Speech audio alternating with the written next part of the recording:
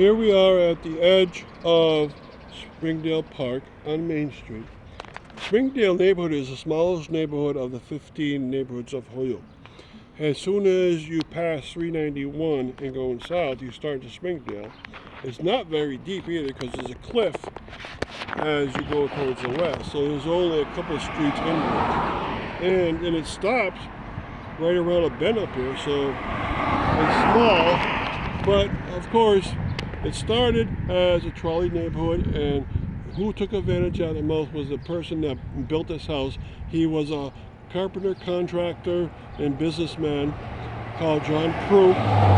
His last name was anglicized to P-R-E-W, but it's really a French-Canadian name. He came from Quebec, has a little boy of 3 or 2 years old. His father had brought him. He was in the first carriage of people coming from Quebec to Holyoke. So he is a true pioneer French-Canadian family. You hardly ever find any of those. Now, as you look at it, it's trying to be a Queen Anne Victorian home, but it's also a shingle style, so that's the official name of it. It's a shingle style Victorian home with a Queen Anne tower. You can see it has 3 colors, and that means it's a painted lady. John Prew built this beautifully because he wanted to be able to see that his neighborhood could be developed into a very fancy neighborhood.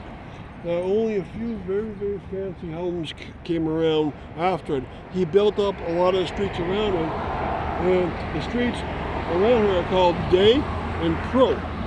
The Day family was the first family down here. They owned a ferry down here, and Prew was Prew's name, of course. And a lot of streets were named up by him for people that he knew.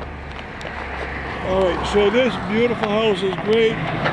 Sadly, he would die in 1921 as a great entrepreneur of Holyoke, and his family continued to live in here. His son developed a business for himself. His brother developed a business very similar to John's, but his wife would live in here, and after John Prew, the husband, died, she said it's too much to have a big house for herself, and what did she do? She moved into the house across the street here, and that had been built by her husband to rent out, and she took it over, and she lived here to the end of her life. Now, Prew's influence on Holyoke was great because he made lots of buildings around Holyoke, including the tallest building by number of floors in Holyoke. That's the Prew building on High Street, and it's still in place. It was made about 1900, and still, it's not quite now, but it's still viable and could be taken over. So I'm glad you get to see a little bit of the origins, the pioneer origins of Holyoke. And what we're going to do at other stops is see how he made a park the way he wanted it, which was a racetrack. So he loved horses, and what did he do to his park? He called it Riverside Park, and he made a horse racetrack on it where people could come and bet on it. All right, well, thank you for coming in to stop.